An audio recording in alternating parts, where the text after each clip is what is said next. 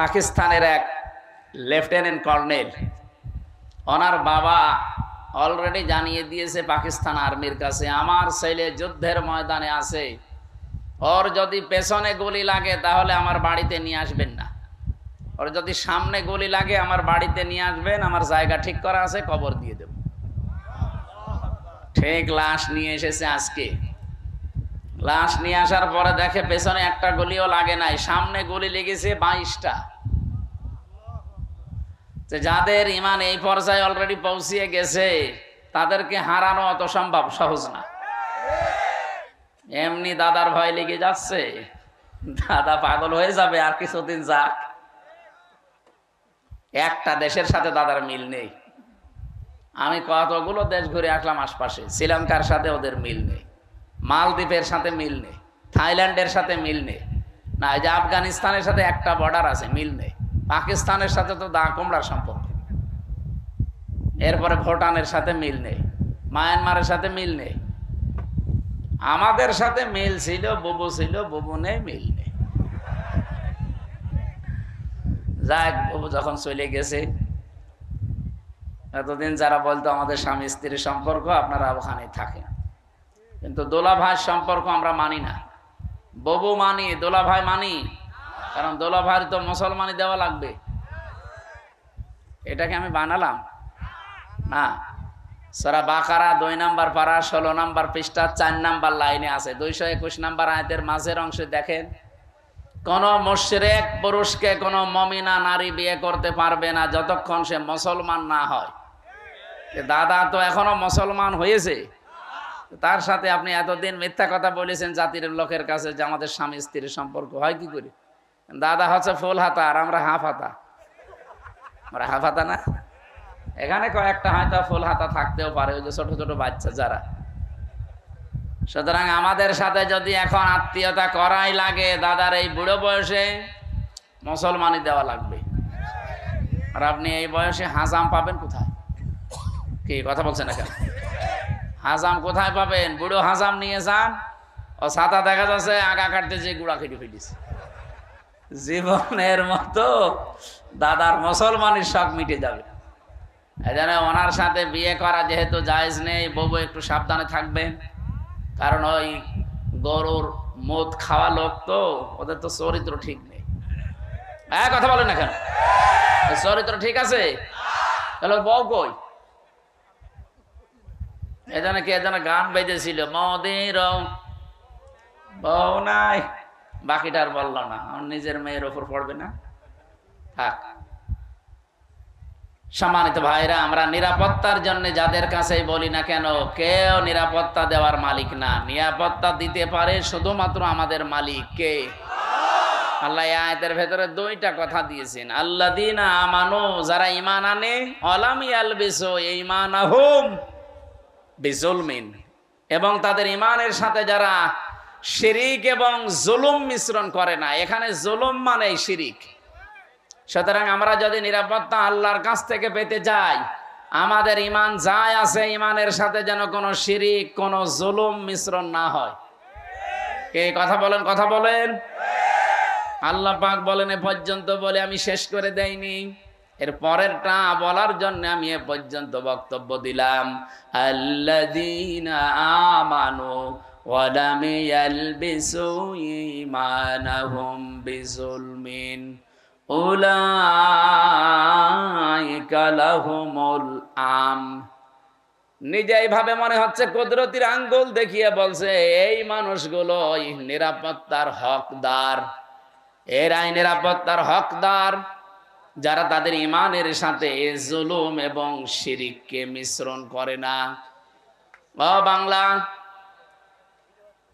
বাংলার মানুষেরা একটু খেয়াল করে দেখেন তো, আপনি কি আল্লাহর পক্ষ থেকে এখনো নিরাপত্তা পেয়েছেন? আপনার ঈমান কি শিরিক মুক্ত? না। এখন যদি বলেন শিরিক কি, আপনি এই কথা আগে ক্লিয়ার করেন। পরা কোরআন শরীফ থেকে আমি শিরিকের যে শ্রেণী বিন্যাস পেয়েছি, শিরিক বিজাত, শিরিক বিল সিফাত, শিরিক বিল ইখতিয়ারা, শিরিক বিল হুকুক, 120 প্রকার এভাবে সিরিয়াল করা আছে তাফসিরে। এক কথায় জবাব দিচ্ছি, সব বাদ দিয়ে দিলাম। আল্লাহ যেটা পারে ওইটা অন্য কেউ পারে, এই বিশ্বাস করার নাম শিরিক। কথা বোঝা গেছে না? আল্লাহ যেটা পারে ওইটা অন্য কেউ, বলেন বলেন। এই বাংলাদেশে বহু মানুষের মুসলমান নামের আগে মোহাম্মদ লেখে, নামের শেষে হোসাইন লেখে, কিন্তু মাঝখানের শব্দটা যাই হোক না কেন, ঈমান থাকার জন্য যেটা দরকার ওইটা তার ভেতরে পাওয়া যায় না। আল্লাহ নিজে জানিয়ে দিলেন যে আমি যেটা পারি ওটা অন্য কেউ পারে না। কেউ যদি মনে করে না যে অন্য কেউ পারে, সে আর মুসলমান নেই, সে মুশরিক। এবার বলেন তো, আইন দিতে পারে কে? এটাকে আমি বানিয়ে বলছি? আলা আলাহুল খালক ওয়াল আমরু, এ পৃথিবী বানিয়েছি আমি, এখানে সিদ্ধান্ত চলবে আমি আল্লাহর। সুতরাং এই জায়গায় যদি কেউ হাত দিয়ে বলে যে না আমরাও পারি, এই যে নারী কমিশন যে 318 পৃষ্ঠার রিপোর্ট দিয়েছে, আমি পুরাটা পড়েছি। এখানে আমি কোরআনে কারিমের প্রায় 13টা আয়াতে ওরা ভুল ধরেছে, আর 26টা হাদিস ওরা অস্বীকার করেছে একেবারে ডাইরেক্ট। যেখানে কোরআনের একটা অক্ষর কেউ যদি অবিশ্বাস করে, সে অলরেডি বেঈমান হয়ে যায়। আর পুরাপুরি 13টা আয়াতই ওরা মানে না। তার ভেতরে যেটা বললাম এটা, আলা লাহুল খালাক ওয়াল আমরু তাবারাকাল্লাহু রাব্বুল আলামিন। বলেন আল্লাহু আকবার। এটা সূরা আরাফের ভেতরে আছে 8 নাম্বার পারার 16 নাম্বার পৃষ্ঠার 12 নাম্বার লাইনের 54 নাম্বার আয়াতের শেষের দিকে আছে। আল্লাহ পাক বলেন সৃষ্টি আমার, আইনও চলবে আমার। সুতরাং ওরা এখন নিজেরা জানাচ্ছে দেহ আমার, সিদ্ধান্ত আমার। কি করে হয় এটা? দেহ আপনার কে বলেছে আপনাকে? আমার এই যে 33 বছর এখন বয়স, আমি 92 সালে জন্ম নিয়েছি। বলেন তো 91 সালের আগে হামজা নামে আমি কিছু ছিলাম? বলেন কি ছিলাম? হালাতা আলাল ইনসানি হিনুম মিনাদ দাহরি লাম ইয়াকুন শাইআম মাযকুরা।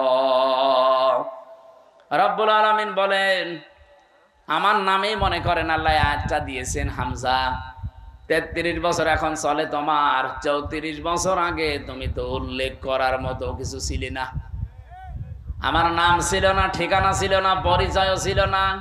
কুষ্টিয়া জেলার সদর থানার হালসায় আমার বাড়ি, এটা ছিল।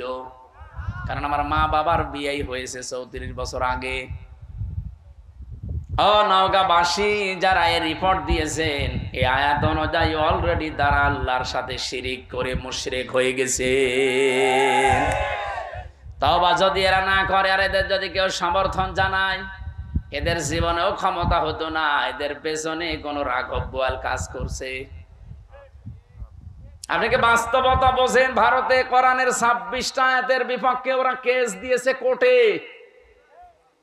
ভারতে কলকাতার কোর্টে ওরা কেস দিয়েছে কোরআনের 26টা আয়াতের বিরুদ্ধে, যে এইগুলো দুনিয়ার কোরআন থেকে তুলে দেওয়া লাগবে। এর কিছুদিন পরেই দেখেন এখন অলরেডি নারী সংস্কারের নাম নিয়ে, কমিশনের নাম নিয়ে 13টা আয়াত এখন বাতিল করার আহ্বান জানাচ্ছে, যেগুলো চলবে না। কোরআনের 13টা আয়াত না বাংলাদেশে একজন মুসলমান যদি বেঁচে থাকে, একটা অক্ষর আমরা তুলতে দেব না। কে এই বিষয়ে আপনারা একমত নেই?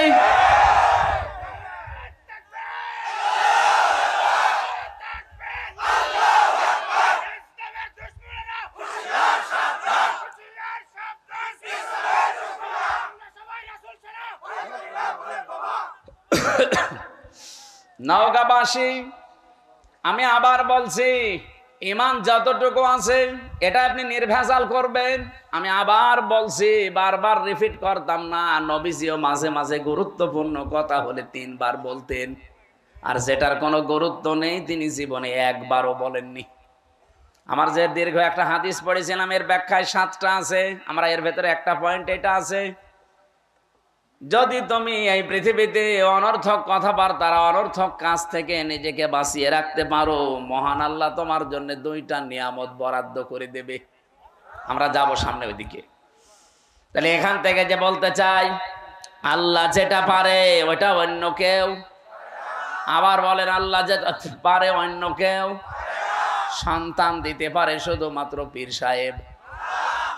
কে? আপনাদের এই নওগাঁ জেলায় এই যে মান্দা, কয়েকদিন আগে এসেছিলাম, যে বাড়িতে বসলাম, ওই বাড়িওয়ালার 2টা ছেলে, আর একটা আছে পেটে 6 মাস, স্নান করে দেখছে ওইটাও ছেলে হবে। পানি নিয়ে এসে বলছে, হুজুর এমন পানি পড়বেন যেন এবার মেয়ে হয়। মনে হচ্ছে আমি ডাউনলোড করে নিয়ে এসেছি। আর বগুড়া গাবতলী তারেক জিয়া সাহেবের গ্রামে একবার গিয়েছিলাম গত বছর। এক লোক এসে বলছে, হুজুরে আপেল পড়ি দিন। আমি সূরা ফাতিহা পড়ে ফু দিলাম। আমার কানের কাছে মুখ নিয়ে বলছে, এমন আপেল পড়বেন যেন এবার ছেলে হয়। কেন? আমার বারবার মেয়ে হয়, তো এই জন্য আপনারা দিয়ে আমি আপেল পড়াচ্ছি। আপেল দিলাম ফেলে। আপেল কই? ফেলে দিয়েছি।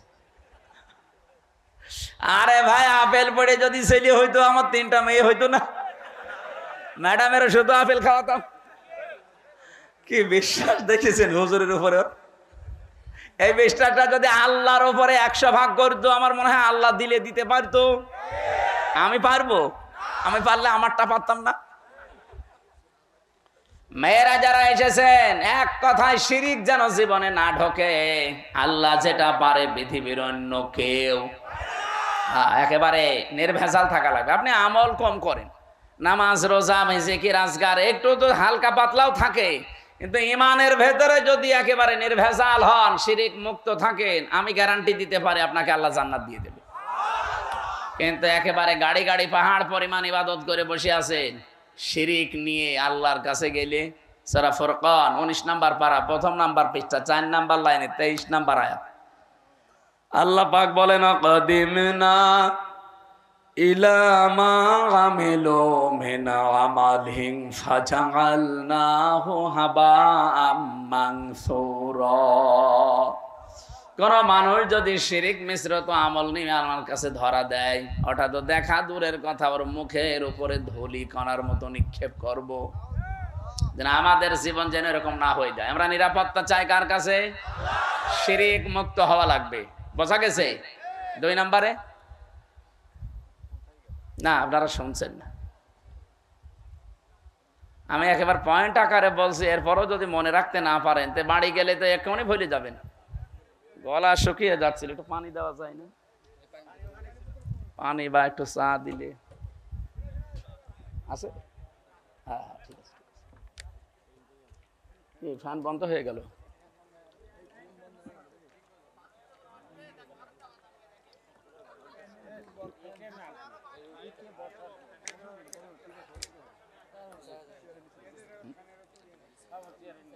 এটা দেবেন? এটা দিলে তো এটা আবার আরো উঁচু করা লাগবে, এটা ঝামেলা হবে। এটা দিলে আমার পায়ের নিচে দিলে একটু ভালো হবে। পায়ের নিচে দেওয়া যাবে? পায়ের নিচে দিলে আমার একটু পা শূন্য শূন্য লাগছে। হ্যাঁ, আমার চাপ লাগছে আরো বেশি। ঠিক আছে। সুবহানাল্লাহ। এখানে একটু বেশি নড়াচড়া হয়, কি সমস্যা কি? হ্যাঁ, যান এখানে বসে পড়ুন। সুবহানাল্লাহ আলহামদুলিল্লাহ লা ইলাহা ইল্লাল্লাহ লা ইলাহা ইল্লাল্লাহ মুহাম্মাদুর রাসূলুল্লাহ। নওগাঁবাসী, 2 নম্বরে বলেছিলাম, আপনাদের হয়তো অনেকেরই মনে নেই, বিজুলমিন, জুলুমকে যদি আপনি মিশ্রণ না করেন। জুলুম কি? যে জিনিস যেখানে রাখা দরকার ওইটা ওই জায়গায় না রেখে কেউ যদি অন্য জায়গায় রেখে দেয়, সেটা হয় জুলুম। বলেন, এই যে টুপিটা, এটা রাখা দরকার আমার মাথায়, কেউ যদি এটা মাথা থেকে নামিয়ে পায়ের কাছে রাখে, এটা টুপির উপরে জুলুম। কথা বলা লাগবে। আমার পায়ের নিচে একটা স্যান্ডেল আছে, আর স্থানীয় পায়ের নিচে, ওইটা যদি আমি এখন তুলে মাথায় নিয়ে ঘুরি, এটা স্যান্ডেলের উপরে জুলুম। যেই জিনিস যেখানে স্থান পায় ওটা ওখানে রাখা দরকার, ওটা অন্য জায়গায় নিয়ে গেলেই তার সাথে জুলুম হয়। আপনার বিবেকে কি বলে বলেন তো? 92% মুসলমান আমরা এখানে বাস করি, এই কোরআন থাকার দরকার ছিল সংসদে। এই কথা বলেন না কেন? এই 54 বছরে আমরা নিয়ে যেতে পেরেছি, এটা কোরআনের উপরে জুলুম। আপনি যাই মনে করেন, কোরআনের উপরে একটা জুলুম হচ্ছে, কারণ এটা এসেছে রাষ্ট্রীয় ফরমান হিসাবে। আপনি এই তথ্য পাবেন সূরা রদ 37 নম্বর আয়াতে 13 নম্বর পারা 13 নম্বর পৃষ্ঠা 13 নম্বর লাইনে আছে, ওয়া কাযালিকা আনজালনাহু হুকমান আরাবিয়্যা। অবশ্যই আমি আপনার প্রতি যে কোরআন নাজিল করেছি এটা সাধারণ জিনিস না, এটা হুকুম। এটা কি? এটা আইন হিসাবে নাজিল করলাম, যার বাংলা নাম আমরা বলি সংবিধান। এটা সংবিধান হিসাবে নাজিল হয়েছে। যদিও আজকের তেলাওয়াত কিন্তু আয়াত ওই লাইনে না, আজকে পারিবারিক জীবন নিয়ে একটা আয়াত পড়েছি। আমরা পারিবারিক জীবনের কিছু সমস্যা আজকে আয়াত দিয়ে তুলে ধরবো এবং সলিউশন দেব এই আয়াত থেকেই ইনশাআল্লাহ।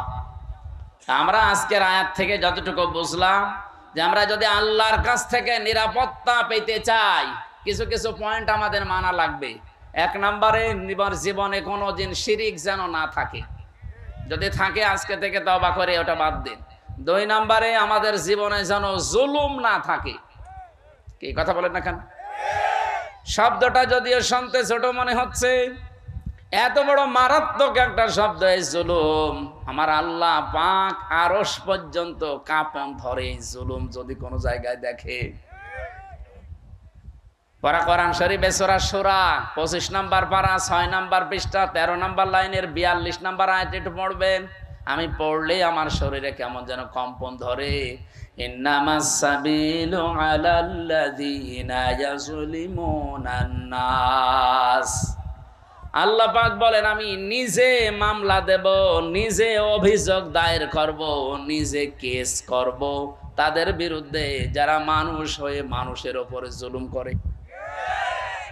যারা ভিকটিম আছেন এখানে বলেন তো আয়াত অনুযায়ী বাংলাদেশে 15.5 বছরে আমরা অনেকেই বসে আছি যারা মানুষ হয়ে মানুষের উপরে জুলুম করেছে। এক কথা বলেন না কেন? বিনা কারণে বহু মানুষ এই দেশে জুলুমের শিকার হয়েছে। এখনো পর্যন্ত একজন বিনা কারণে জেল খাটতেছে, আজহার। আপনাদের পাশের বিভাগ রংপুরের মানুষ এটিএম আজহারুল ইসলাম। আমার তো বারবার বলতে ইচ্ছে হয় এই 15.5 বছরে যত রাজনৈতিক মামলা হাসিনার দলের লোক দিয়েছে সবগুলো বেকসুর খালাস দেওয়া দরকার। ম্যাডামকে যেভাবে খালাস দিয়েছেন, না একটু তাড়াতাড়ি করেন।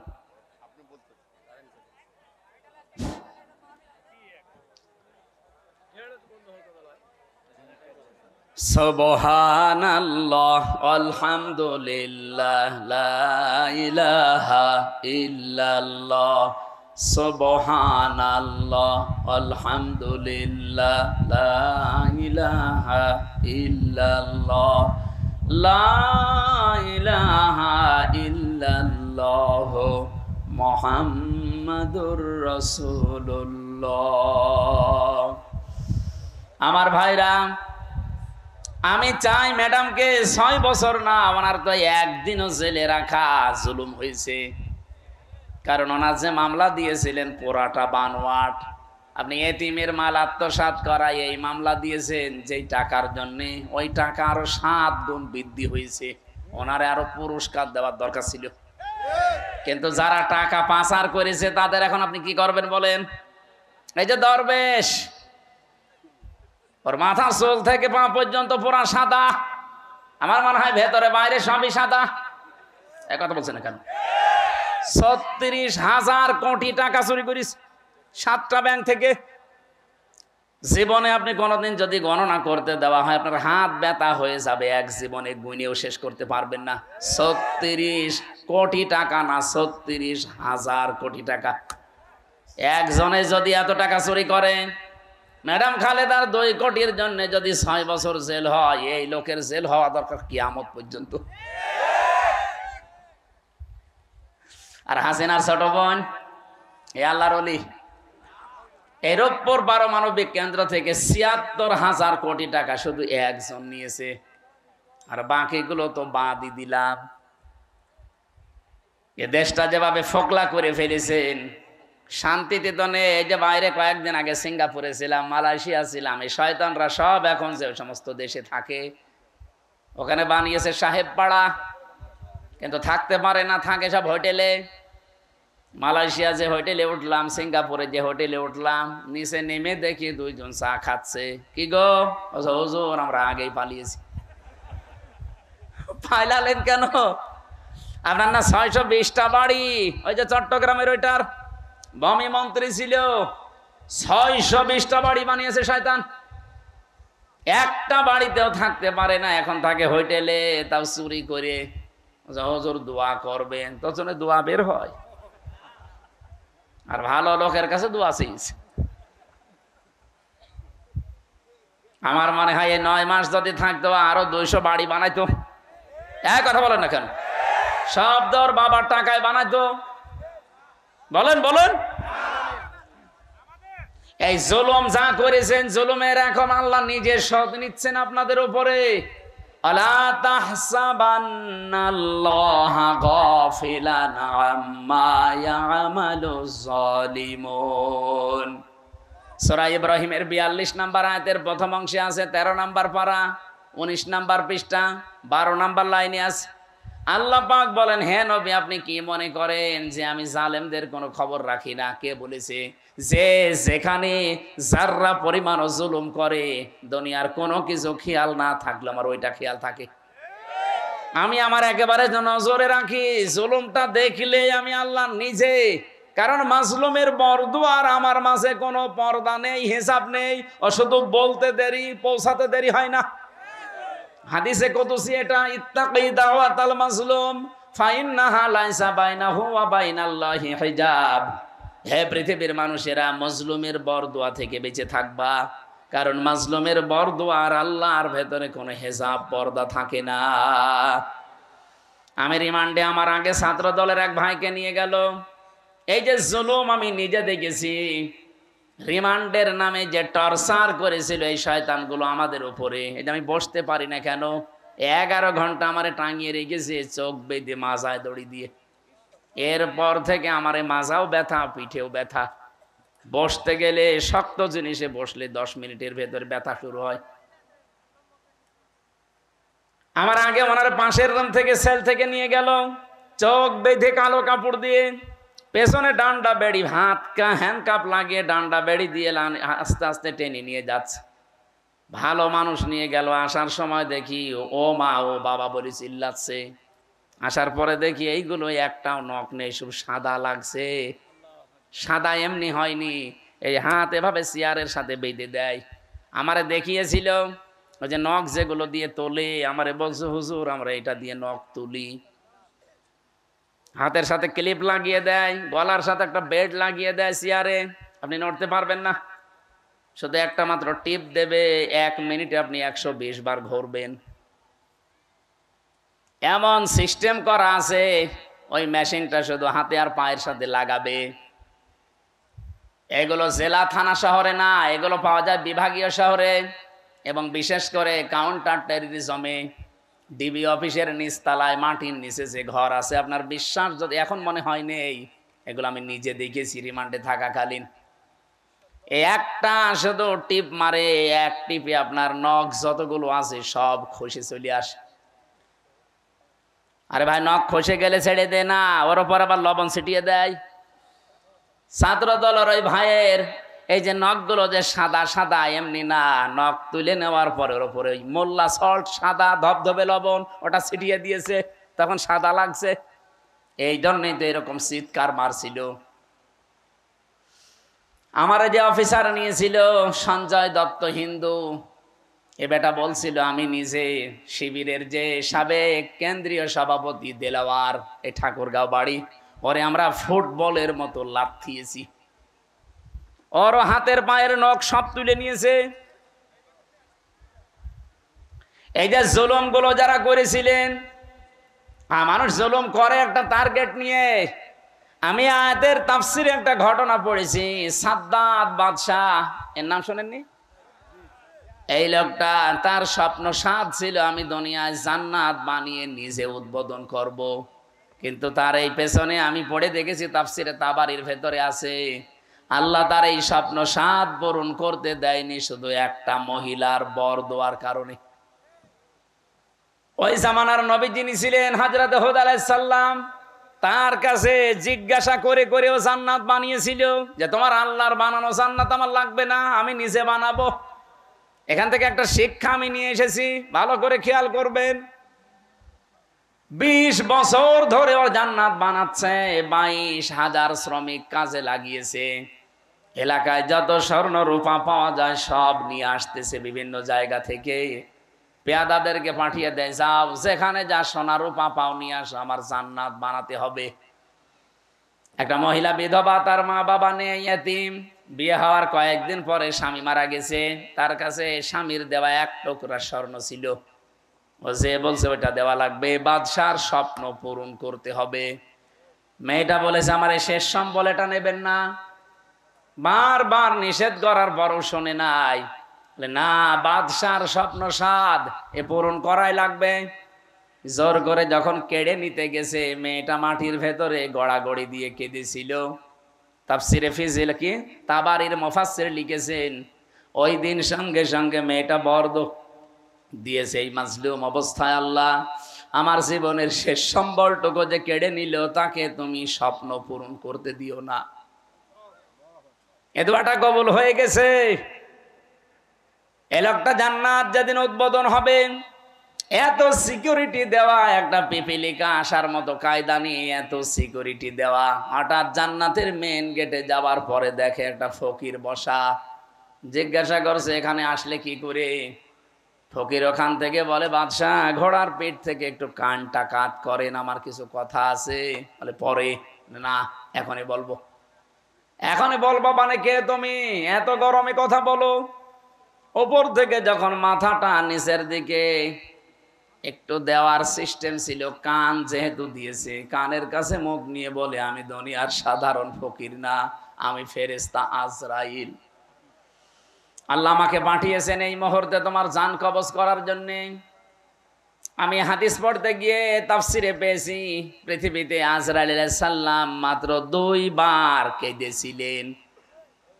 যেই দিন থেকে উনি জান কবজ করা আরম্ভ করেছেন, ওই দিন থেকে শুধু আজ পর্যন্ত তিনি 2 বার কেঁদেছিলেন। তাছাড়া আজ পর্যন্ত তিনি কাঁদেননি।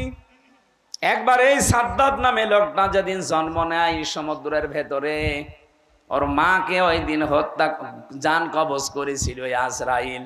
পানির ভেতরে কাঠের ওপরে ভাসছিল এই ছেলেটা। আল্লাহ বলেছেন যাও মেয়েটাকে তুলে নিয়ে আসো। ওই দিন আজরাইল কেঁদে ফেলেছিল। আপনি চিন্তা করেন তো কি সিচুয়েশন ছিল যে আজরাইল পর্যন্ত কেঁদে ফেলেছে। আর একদিন কেঁদেছিল যেদিন এই জান্নাত উদ্বোধন করবে, এই সেই সাদ্দাত। এর বিশাল জীবনী লিখা আছে। আমার ঘটনা বলা উদ্দেশ্য না, আমার এখানে শিক্ষা দেওয়ার একটা উদ্দেশ্য।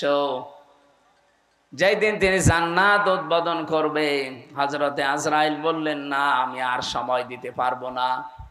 ও শেষ পর্যায়ে এটাও বলেছিল, ফেরেশতা আমাকে এতটুকু সময় দাও, আমি শুধু জান্নাতটা উদ্বোধন করে একটা চক্কর দিয়ে এসে আমার জানটা তুমি নিয়ে নিও। ফেরেশতা বলেছে না, আল্লাহর আদেশ, তোমাকে জান্নাত উদ্বোধন করতে দেওয়া হবে না। ইযা জাজালুহুম লা ইস্তাখিরুনা সাআতাও ওয়া লা ইস্তাকদিমুন। আপনারা সুবহানাল্লাহ বলেন, আলহামদুলিল্লাহ বলেন, আল্লাহু আকবার বলেন, যাই বলেন।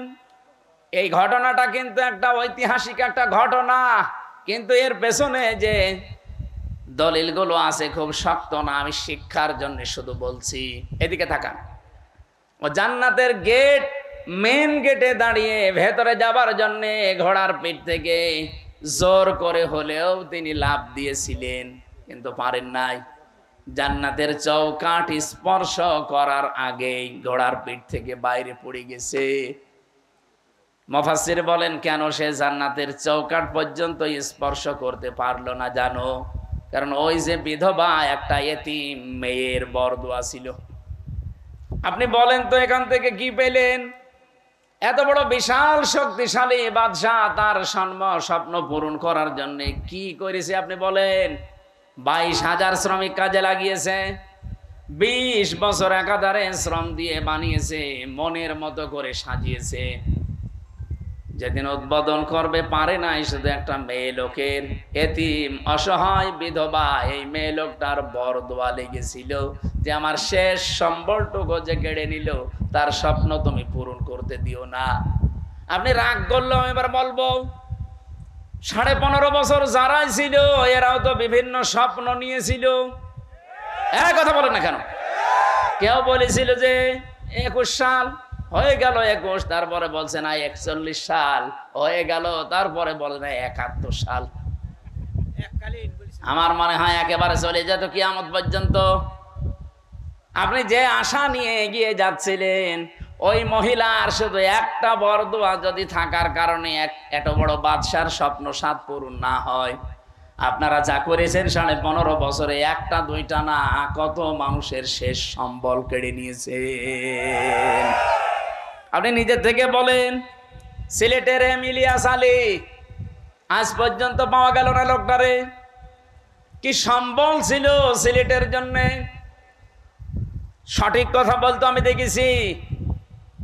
ভারতের আধিপত্য এই উগ্রপন্থী যারা এদের বিরুদ্ধে বজ্রকণ্ঠ ছিল লোকটার,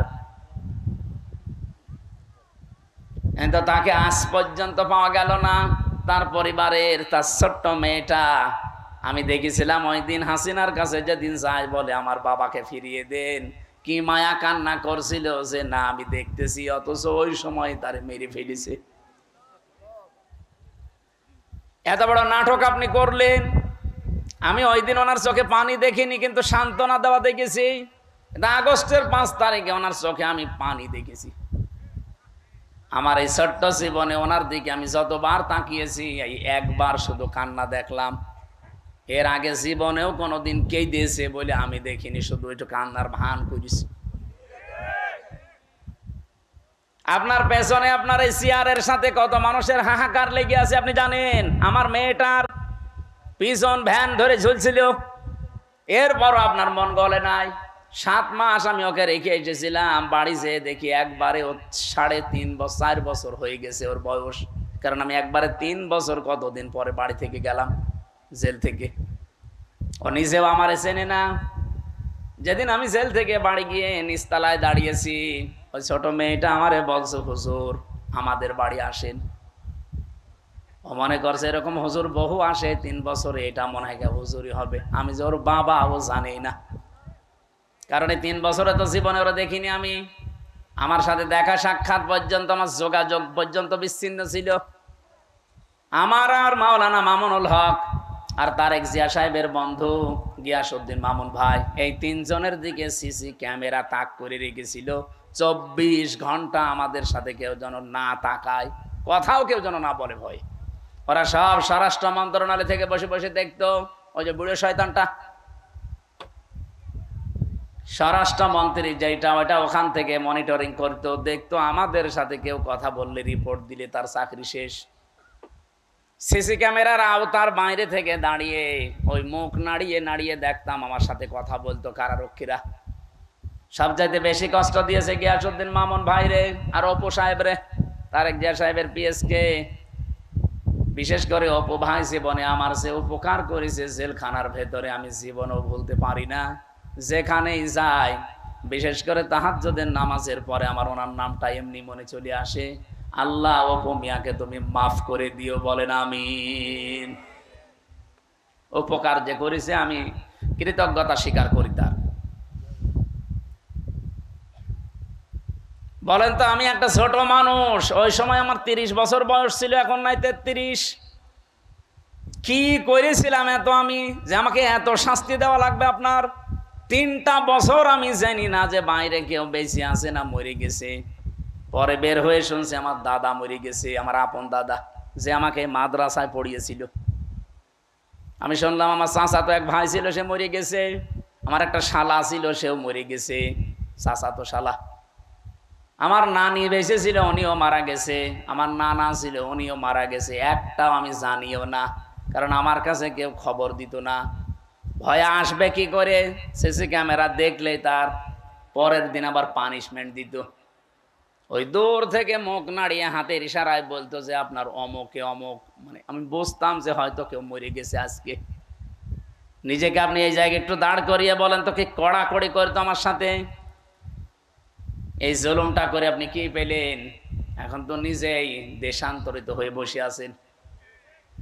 কি কথা বলছেন না কেন? জুলুম করবেন না কারো উপরে, এটা আল্লাহ জীবনও সহ্য করে না।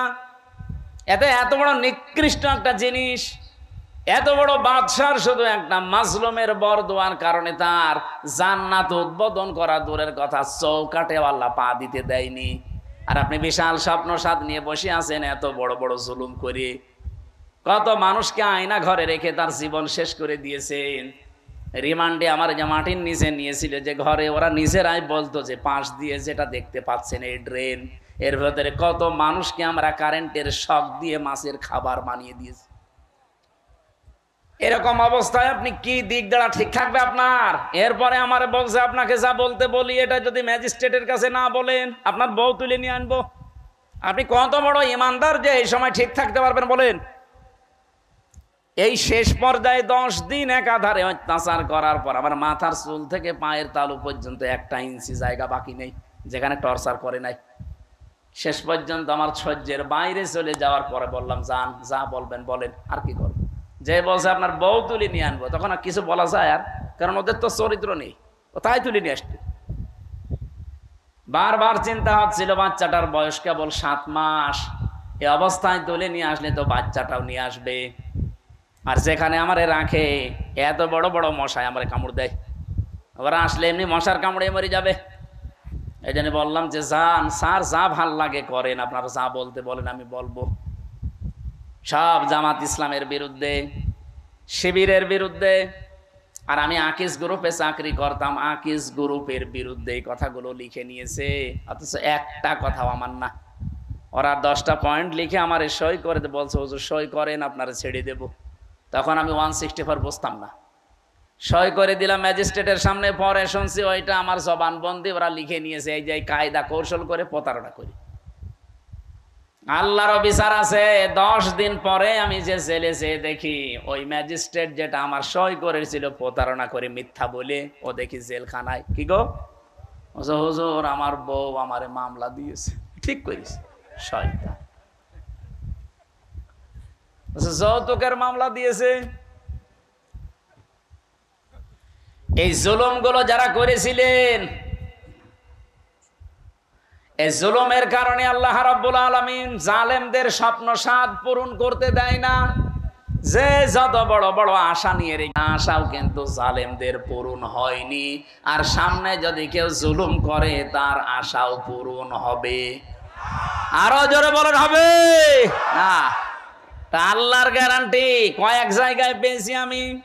এটা 1 নম্বরে পেয়েছি সূরা ইব্রাহিমের ভেতরে, 2 নম্বরে সূরা শুরার ভেতরে, 3 নম্বরে সূরা আনামের ভেতরে। যারা জুলুম করে আমার আল্লাহ তাদের সেদ কেটে দেয়, ওদের স্বপ্ন 7 পর্যন্ত আর যেতে পারে না। কোরআনে কারীম জানিয়েছে, সূরা আলে ইমরানের ভেতরে আছে, ইন্নামা নুমলি লাহুম লিয়াজদাদু ইসমা ওয়া লাহুম আযাবুম মুহিন। অবশ্যই মানুষের পাপ যখন সীমা ছাড়িয়ে যায়, সীমা লঙ্ঘন করে ফেলে লোকটা, তখন ওই লোকটার জন্য অপমানজনক শাস্তি আল্লাহ রেডি করে রাখে। নওগাঁবাসী, আমাদের জীবনে যেন এরকম কিছু সামনে না আসে। চেয়ারে কারা আসবেন আমরা জানি না, যারা আসবেন তারা যেন নিজের ওপরে, পরিবারের ওপরে, সমাজের ওপরে, রাষ্ট্রের ওপরে, জনগণের ওপরে জুলুম করবেন না। কথা বলেন না কেন? বারবার বলছি, আহ্বান জানিয়ে, এটা রেকর্ড হচ্ছে, সারা দেশ চলছে। যারা আসবে জুলুম করবেন না। 15 বছরের শিকড় যদি কেটে ফেলতে পারে আল্লাহ, 5 বছর যদি জুলুম করেন না, 5 বছর পরে আপনার বাড়ি ঘরও কিন্তু এই জালেমদের মতো শ্মশান হয়ে যাবে। আপনি দেখেন জালেমদের বাড়ি ঘরের দিকে তাকিয়ে, সব এখন ওজাড় গৃহ পড়ে আছে, জনশূন্য, কেউ আর ওর কাজ দিয়েও যায় না। সেটা আমি কিশোরগঞ্জ থেকে আসার সময় ড্রাইভারকে বললাম এই বাড়ির সামনে একটু দাঁড়ান, ওখানে উপরে লেখা দেখছি, ওই সাইনবোর্ডটা আছে কেন্দ্রীয় কার্যালয়, জেলা কার্যালয়। আমি নাম নিলাম না, বললাম এখানে দাঁড়ান তো একটু দেখি। ভেতরে একটু তাকিয়ে দেখি 4-5 জন পোশাক করছে, কেউ এদিকে কেউ এদিকে কেউ এদিকে, মনে আছে জামাত বদ্ধ টয়লেট চলছে। অথচ আগস্টের 5 তারিখের আগে এই বাড়িটা কত জমজমাট ছিল, এই অফিসটা। এই কথা বলছে না কেন? ওর পাশে নাকি টর্চার সেলও বানিয়ে রেখেছিল, ওদের বিরুদ্ধে কেউ গেলে তাকে টর্চার পর্যন্ত করতো ওই জায়গায়। অথচ আজ নীরব হয়ে পড়ে আছে, এখন পায়খানা হয়ে গেছে। আজকে আসার সময় কে যেন বলছিল কেন্দ্রীয় কার্যালয় যেটা ওই জালেমদের, ওইটাও নাকি এখন টয়লেট হয়ে গেছে। ওটা এখন নাকি জেনার কারখানা। রাতের বেলা গিয়ে নারী পুরুষ ওখানে নাকি অনেকে জেনা করে। বলেন নাউজুবিল্লাহ। কোরআনে কারিমে আছে কোন জায়গায় যদি জুলুম হয় ওই জায়গা পর্যন্ত আল্লাহ অভিশপ্ত করে দেয়। এই জন্য আমরা আবার বলছি ভাই, জীবনে আর যাই করেন যেন জুলুম করবেন না। আল্লাহ রাব্বুল আলামিন এই পৃথিবীতে যত জায়গায় জুলুম করা নিষেধ করেছেন তার অন্যতম এখানে একটা জায়গা আছে। সূরা আলে ইমরানের 14 নম্বর আয়াত রাব্বুল আলামিন বলেন, এদিকে তাকিয়ে থাকবেন, প্রথমে 7টা জিনিসের নাম পাবেন, এরপরে 3টা জিনিস আমার আল্লাহ পুরস্কার ঘোষণা দিয়েছেন। এই পুরস্কার পাওয়ার জন্য আমার আল্লাহ 7টা গুণ আমাদেরকে অর্জন করার আহ্বান জানিয়েছেন। এই 14, 15, 16, 17 এই নাম্বার আয়াতগুলো থেকে এখন আমি তাফসীর করছি। সূরা আলে ইমরান। যুজ্জিনা লিন-নাসি হুব্বুশ শাহাওয়াতি মিনান নিসাই ওয়াল বানিন। আল্লাহ পাক বলেন আমি শোষণ করে দিয়েছি, আকর্ষণীয় করে দিয়েছি, আমি লোভনীয় বস্তু বানিয়ে দিয়েছি, আসক্তি তৈরি করে দিয়েছি এই পৃথিবীতে 7টা জিনিসের উপরে। তার 1 নম্বরে নারী। 1 নাম্বার কি? এই জন্য দুনিয়ায় এই জায়গায় খুব সেন্সিটিভ থাকা লাগবে। মেয়েদের প্রতি আকর্ষণ, মেয়েদের প্রতি আসক্তি, তাদের প্রতি ভালোবাসা, লোভ, চিত্রাকর্ষণ, এগুলো আল্লাহ বানিয়ে দিয়েছেন। এই জায়গাতে খুব সেন্সিটিভ থাকা লাগবে আমাদের। বিশেষ করে এখন যে তথ্য প্রযুক্তির যুগ চলছে, মোবাইলে যারা কথা বলেন বিভিন্ন জায়গায়, ইমোতে বলেন, হোয়াটসঅ্যাপে বলেন, মেসেঞ্জারে বলেন, আর যাই বলেন না কেন খুব সাবধানে কথা বলবেন, কারণ আপনার প্রতিটা কথা কিন্তু রেকর্ড করা হচ্ছে। এই কথা বলছেন, আপনি হয়তো টের পাচ্ছেন না যে না এটা আবার কে ধরবে মানে আমি রিমান্ডে আমার শুনিয়েছিল, কোথায় আমার ম্যাডামের সাথে আমার মায়ের সাথে সাতক্ষীরা থেকে একজন কল দিয়ে কি বলেছে ওটা দেখি রিমান্ডে 2য় দিন আমার শোনায়। কি গো, ওদের কাছে এমন উন্নত মেশিন ওরা ইসরায়েল থেকে নিয়ে এসেছিল, ওরা যারা ট্র্যাক করে তারা একেবারে নাড়ি নক্ষত্র পর্যন্ত বের করে। আপনি একটা মিথ্যা কথা বলবেন, জীবনেও ছাড় পাবেন না, ও পরের দিন আবার ওটা দেখাবে। এই যে যারা পরকীয়া প্রেমী আছেন, নিজের স্ত্রী বাদ দিয়ে অন্যের সাথে যাদের লাইন আছে, আপনি দেখবেন যদি ব্রেকআপ হয়ে যায়, ওই মহিলা যদি ওইটা রেকর্ড করে রাখে, তারপরে আপনার দেশে চলাফেরা করা, সংসারে তখন অশান্তির শেষ থাকবে না। এরকম কোন লাইনে কেউ আছেন কিনা? যদি থাকেন একটু হাত তুলে দেখান, আল্লাহ আপনাকে দেখি। হ্যাঁ ছেলে, খুব আরাম লাগছে তোমার।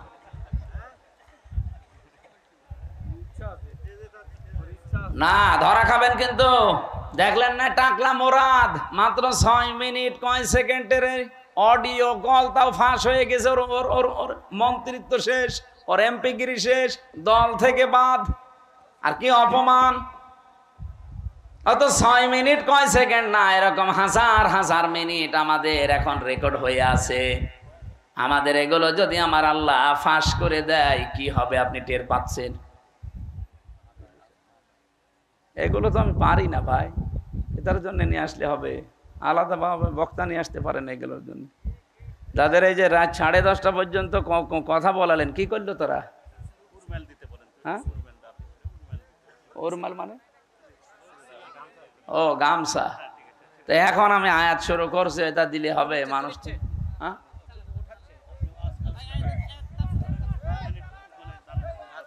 এই যে ওই যে ওনারা যে লোকজন যাই গোপনে গোপনে আস্তে আস্তে দিয়ে দেবেন। আমরা কোরআন এই আয়াতটা শেষ করব না?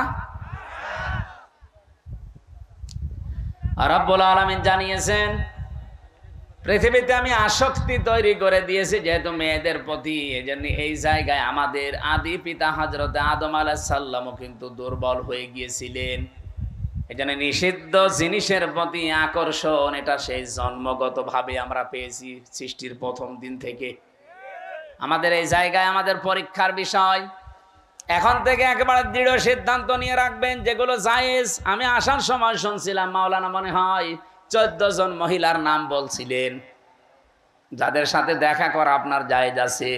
মোবাইলে যদি পারতপক্ষে কথা বলা লাগে 14 জনের সাথে বলবেন। এর বাইরে যদি কেউ কল দেয়, ওটা যদি জিবরাইলের খালাতো বোন হয়, তারপরও বলবেন আপনার সাথে কথা নেই। কি কথা বলছেন না কেন? আপনি শক্ত থাকবেন এই জায়গায়। মেয়েরা যারা এসেছেন এই জায়গায়, আপনারাও নিজেদেরকে খুব, একজন আলেম সেই দিন দেখলাম কুমিল্লায় বাড়ি, উনি বলছিলেন নিজের স্ত্রীকে কেউ যদি ভিডিও মোবাইল কিনে দেয়, এই যে Android set, screen touch mobile, এটাই নিজের স্ত্রীকে কিনে দেওয়া আর পর পুরুষকে ঘরে ঢুকিয়ে দেওয়া একই কথা। অথচ এরকম বউ দেশে নেই। বলেন, এই মোবাইলটা, এই কম্পিউটার, এই ল্যাপটপ আপনি ওর হাতে দেননি, আপনি দিয়েছেন ওকে একেবারে জেনা, ব্যভিচার, বেপরদা হওয়ার জন্য একটা লাইন হাতে ধরিয়ে দিয়েছেন। ও মন মতো কিন্তু ওটা দিয়ে ব্যবহার করবে। আমার মনে হয় মেয়েদেরকে এই জায়গায় খুব সেন্সিটিভ থাকা দরকার। মা বোনেরা, স্বামী যদি আপনাকে বাটন ফোন দিয়ে খুশি থাকতে চায়, বাটনের উপরে আপনি আর যাবেন না। কারণ আমাদের টার্গেট তো শুধু এইটাই না, এরপরে আর একটা জায়গা আছে, আখেরাত। ওই জায়গাটা তৈরি করতে হলে আমাদের এখনই এই মনের সাথে যুদ্ধ করা লাগবে। আর যদিও এটা কঠিন বিষয়, শয়তান উৎপত্তি আছে, করতে দেবে না। আমি সহ যারা এসেছি আজকে থেকে নিজেদেরকে শয়তান যতই চাপ দিক আমরা কন্ট্রোল হব। এই 14 জন মহিলা বাদ দিয়ে কেউ কল দিলেও জরুরি না হলে আমার দরকার নেই। আমি নিজেরটা বলছি, আমার এই মোবাইলে শুধু বাংলাদেশ না, বিশ্বের কোন জায়গা থেকে যদি মহিলারা কল দেয়, আমি আগে জিজ্ঞাসা করিনি প্রথমে যে মা আপনার স্বামী আছে অথবা আপনার ছেলে আছে। আজকে এই যে ইন্দোনেশিয়া থেকে, মালয়েশিয়া থেকে 3 জন মহিলা কল দিয়েছিল হোয়াটসঅ্যাপে আর মেসেঞ্জারে। আমি প্রথমেই তাকে মেসেজ লিখে জিজ্ঞাসা করছি, কে আপনি, আপনার স্বামী আছে অথবা সন্তান আছে? যদি স্বামী সন্তান থাকে, কোনো যদি কিছু চাওয়ার লাগে, আপনার কোনো মাসলা মাসাইল লাগে, তাদেরকে দিয়ে জিজ্ঞাসা করান। আপনার সাথে আমি কথা বলতে পারবো না, কারণ আমার মোবাইল ট্যাগ হয়। আপনার সাথে আমি কি কথা বলতে যে কি কথা বলবো ওইটা রেকর্ড করে আপনি ছেড়ে দেবেন, তখন মানুষ বলবে হামজা গেল গেল। হ্যাঁ, কথা বলছে না কেন? আমার সাথে তো চোখের মতো লেগে আছে সব। আর খুব জরুরি যদি নাছড় বান্দা হয়, মেসেজ দেয় যে না আমার খুব দরকার, ওই আমার পাশে যে মাওলানা হুসাইন আহমেদ থাকে, ওর কাছে বলি যে তুমি বলো যে আমি হামজা বলছি, যা বলার বল। ও মনে করে যে হুজুরি বলছে, যা বলার বলে। ফতোয়া শুধু আমারে জিজ্ঞাসা করে, মাসলা যদি কোরআন হাদিস কেন্দ্রিক হয় বলি যে এইটা এইটা জান। আজকে সকাল 11টায় এসেছে ভারত, বসিরহাট থেকে 2 জন স্বামী আর স্ত্রী। ওরা যদিও বলছিল যে হুজুর বিষয়টা গোপন রাখবেন, আমি শিক্ষার জন্য বলছি। ওই লোকটা তার দ্বিতীয় বউ নিয়ে এসেছে। প্রথম বউটার কাছে অনুমতি নেয়নি, দ্বিতীয় বিয়ে করেছে গোপনে 8 বছর বিয়ে করে। একটা ছেলেও আছে 8 বছরের, 4 বছরের, মানে ছেলে সহ বিয়ে করেছে। 4 বছর বয়স ছিল ছেলেটা, আর 8 বছর বিয়ে করেছে। এখন বয়স হয়ে গেছে। নিয়ে আসার পরে বড় বউ রাখছে, না এই বউ যদি থাকে আমি তোমার ভাত খাবো না, এই বউ বাদ দেওয়াই লাগবে। এটা আমাদের বাংলাদেশ, ভারত, পাকিস্তান এই সমস্ত দেশে একটু সমস্যা। কারণ দ্বিতীয় বিয়েকে মানুষ খারাপ মনে করে, আর মনে করো চরিত্র খারাপ, এই জন্য বিয়ে করেছে। অথচ চরিত্র ঠিক রাখার জন্য যার একটা বিয়ে করেছে, এটা কেউ বলে না। আর এটা একটা যে জায়েজ কাজ, তারপরও আমরা ঘৃণা করি, খারাপ ভাবি। কি এই এলাকায় নেই? যত ভালো বউ নিয়ে বাস করেন আর একটা বিয়ে করে দেখেন গোপনে, আপনার 14 গোষ্ঠী উদ্ধার করবে। অথচ এটা যে একটা জায়েজ কাজ, আল্লাহর নির্ধারিত বিধান। এই যে নারী কমিশন যে রিপোর্টগুলো দিয়েছে তার ভেতরে এইটা একটা। তারা বলছে না, বিয়ে যে পুরুষেরা একাধিক বিয়ে করে, এটা মহিলাদের প্রতি বৈষম্য। এক মহিলাও 4টে বিয়ে করবে। এক মহিলা 4টা বিয়ে করলে যদি সন্তান হয়, কোন বাপের পরিচয় দেবেন? এই কথা বলছে না কেন? ওরা যে রিপোর্ট গুলো দিয়েছে একটাও মানুষের রিপোর্ট না, আমার মনে হয় সবগুলো মেয়াদ উত্তীর্ণ গাঁজা খেয়ে রিপোর্ট দিয়েছে। কারণ মেয়াদ আলা গাঁজা খেলে মানুষ এ কথা বলে না। আমার কুষ্টিয়ার লালনের মাজারে তো মানুষ গাঁজা খায় দেখি, ওরা মেয়াদ আলা গাঁজা খায়, এই জন্য ওরা এত বেশি উল্টা পাল্টা বকে না। আর এই মহিলাগুলো সব মেয়াদ উত্তীর্ণ গাঁজা খেয়েছে, এই জন্য কোরআনে কারিমের উপরে হাত দিয়ে তারা ভুল ধরছে। উনি আমারে বলছিল, আমার বউ, ছোট বউটা আমি সাথে করে নিয়ে এসেছি আজকে। আমি বললাম নিচে বসান। ওই যে 2 জন ছিল আমার সাথে। কি মাসলা জিজ্ঞাসা করতে চান বলেন? যেহেতু স্বামী আপনার সাথে আছে, অসুবিধা নেই।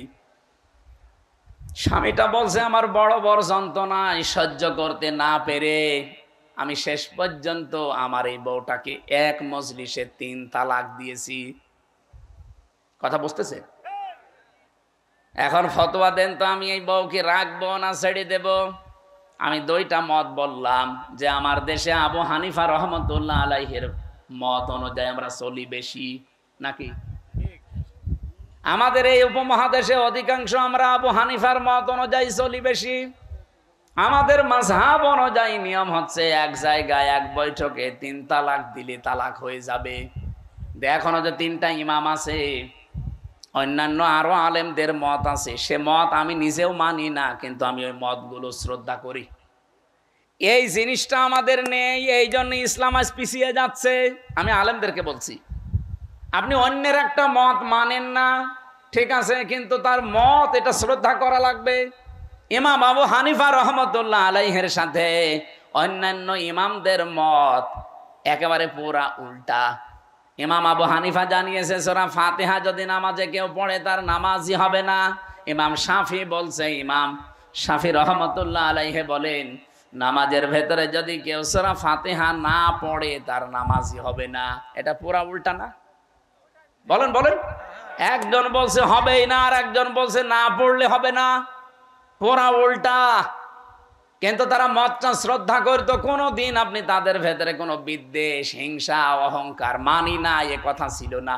উনি বলতো এটা আমার মত, মানলে মানেন, না হলে ওনার মতটা আমি শ্রদ্ধা করি, কিন্তু আমি ওইটা মানি না। আমি আল্লাহর ওই বান্দা বসিরহাট থেকে যারা এসেছিল আজকে বললাম যে ভাই আপনি মুসলমান, আপনারা তো বিপদে আছেন ভারতে। বলছে হ্যাঁ খুব বিপদে আছি। আপনার এই বউটাকে এখন 2টা মত আছে, আপনি যে মত অনুসরণ করে চলেন ওইটা মেনে চলেন। আমাদের মাযহাব অনুযায়ী এই নিয়মটা যে আপনার বউ যেহেতু তালাক হয়ে গেছে, অন্য আরেকজনের সাথে বিয়ে দেবেন। সে সংসার করার পরে ইচ্ছা করে ছেড়ে দেবে, তালাক দিয়ে দেবে। 3 মাস 10 দিন পরে আপনি তারপরে বিয়ে করে ফেলবেন, এইটা একটা নিয়ম।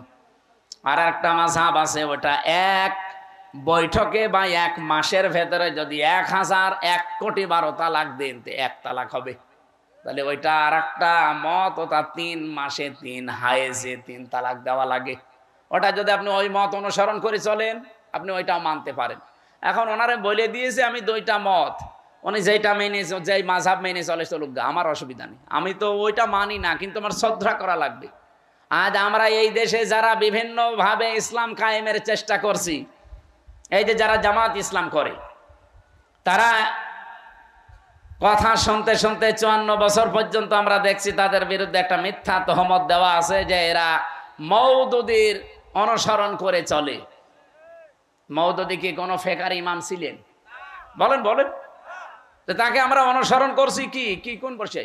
তিনি দার্শনিক ছিলেন, তিনি রাষ্ট্র চিন্তা করতেন, রাষ্ট্র নিয়ে, তিনি অর্থনীতি নিয়ে চিন্তা করতেন। এই যে ইসলামী ব্যাংকের যে থিওরি তিনি দিয়েছেন, সুদ মুক্ত ভাবেও যে ব্যাংকিং ব্যবস্থা চালানো যায়, এই যে জমি জায়গা যারা চাষ করে খান, এখান থেকেও যে সুদ থেকে বাঁচা যায়, যারা এই যে 1 লাখ টাকা আমি এই ভাইরে দিলাম, 1 বিঘা জমি নিলাম, যতদিন আমি চাষ করে খাবো ততদিন জমি ফেরত দেওয়া লাগবে না, যখন টাকা ফেরত দেব তখন জমি ফেরত নিয়ে নেব। এটার নাম কি?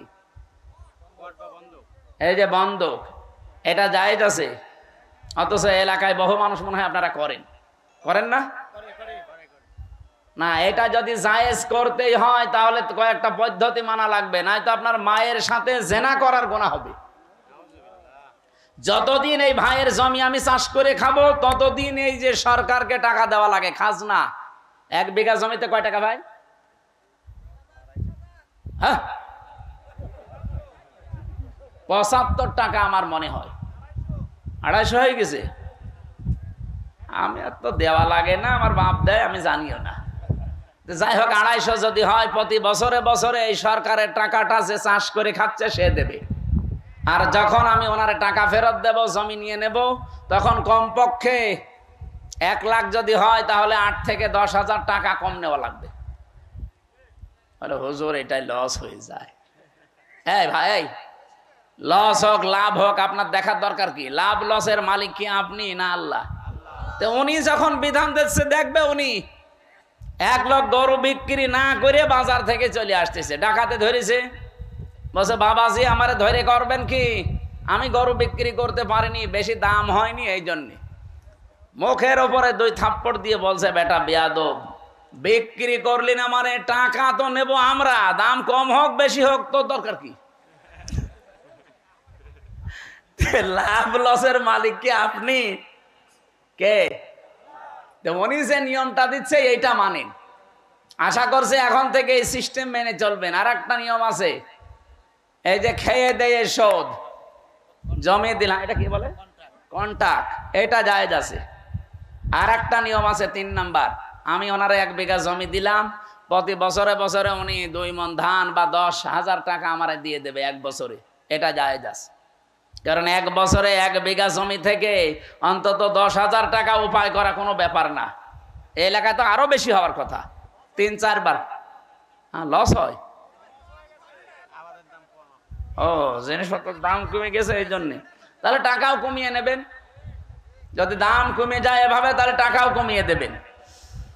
আমার ভাইরা, আমি যে কথা বোঝাচ্ছিলাম, সাজ্জেদ আবুল আলা মওদুদী রহমতুল্লাহ আলাইহি, ওনার কাছ থেকে একটা থিওরি হয়তো জামাত ইসলাম নিয়েছে, যে রাষ্ট্রে গণতান্ত্রিক পদ্ধতিতে ইসলাম কায়েম করা যায়। পদ্ধতিটা ভুল হতে পারে, সেখান থেকে একটা জিনিস শুধু ওনারা নিয়েছে।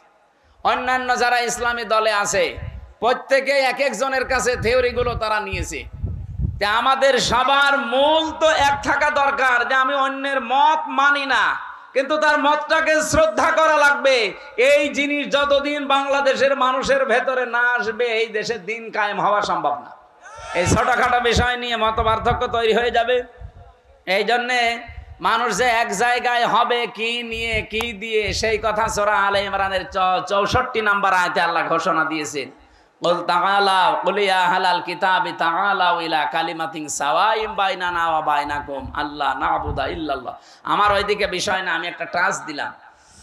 মেয়েদেরকে আল্লাহ যেহেতু আকর্ষণীয় করে বানিয়েছে, লোভনীয়, এর প্রতি একটা আসক্তি বানিয়ে দিয়েছে, এই জন্য আমাদের এই জায়গায় খুব সেন্সিটিভ থাকা লাগবে, সতর্ক থাকা লাগবে এদের বিষয়ে।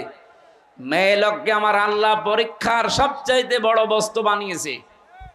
শয়তান এদেরকে জাল হিসাবে ব্যবহার করে রাস্তায় নিয়ে আসে।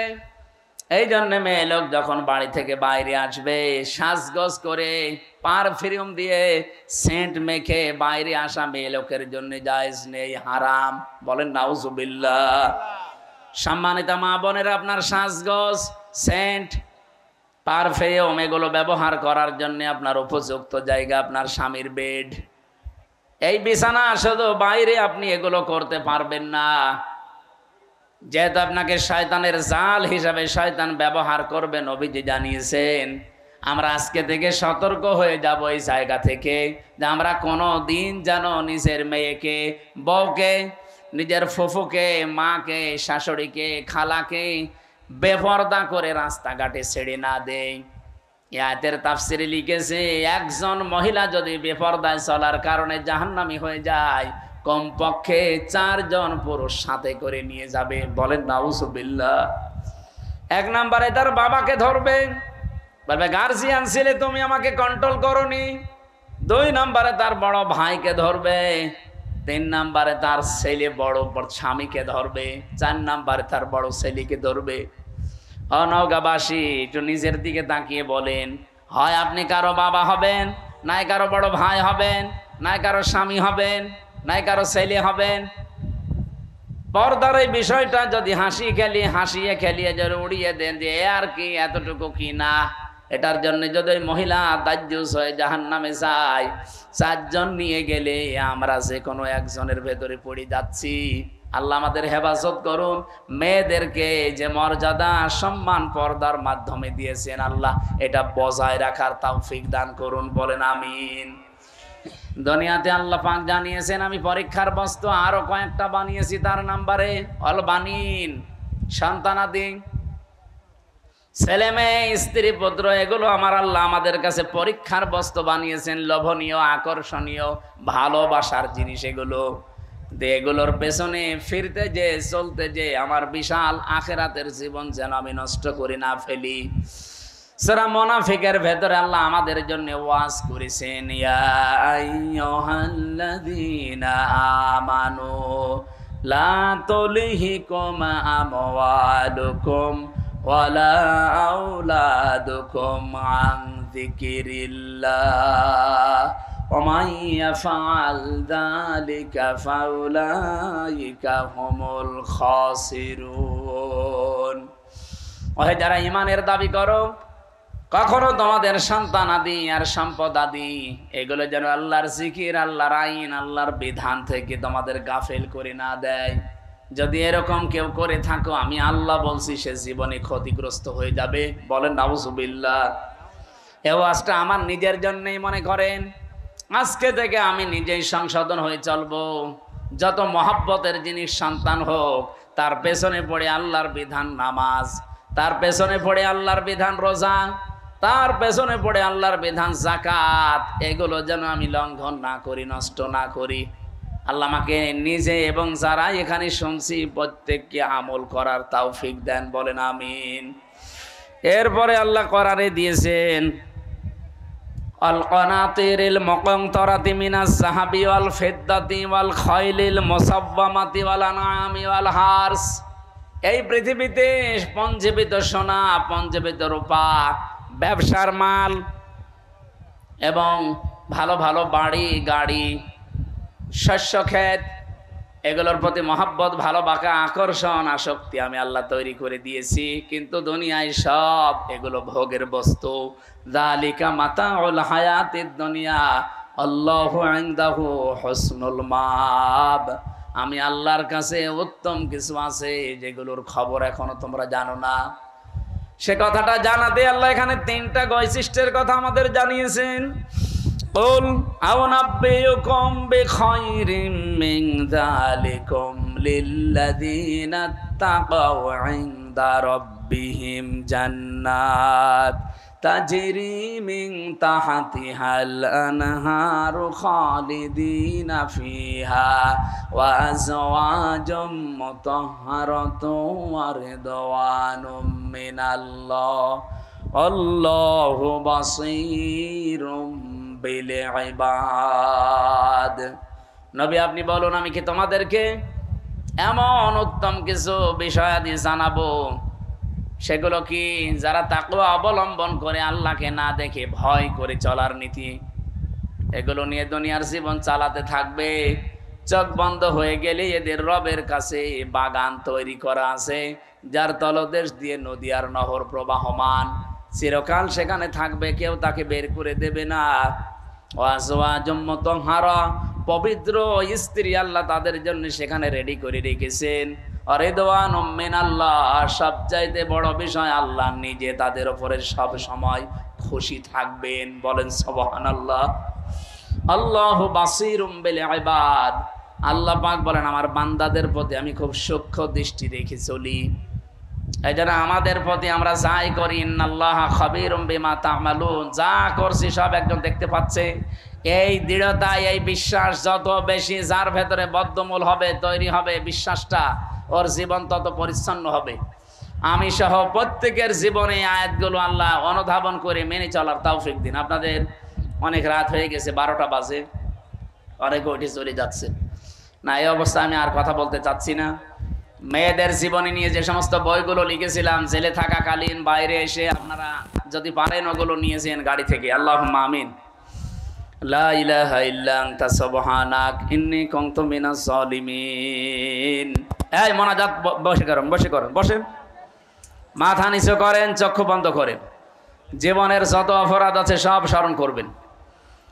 রব্বানা আতিনা ফিদ দুনিয়া হাসানা ওয়া ফিল আখিরাতি হাসানা ওয়া কিনা আযাবান নার ওয়া আদখিলনাল জান্নাতা মা'আল আবরার ইয়া আজিজু ইয়া গফফার ইয়া রাব্বাল আলামিন। সারাটা জীবন অপরাধ করে জীবনটা নষ্ট করে ফেলেছি। আরশের মালিক আমাদের এই ছোট্ট দুটো হাতের দিকে, এই দীঘা, আত্রাই, নওগাঁ, তুমি একটু তাকাও। কত দাড়ি পাকা মুরব্বী, কত যুবক মানুষেরা, মাসুম বাচ্চারা, কচি কাঁচা যারা বোঝে না, আমাদের দেখা দেখি হাত তুলেছে। যার হাত দুইটা পছন্দ হয়, কাকে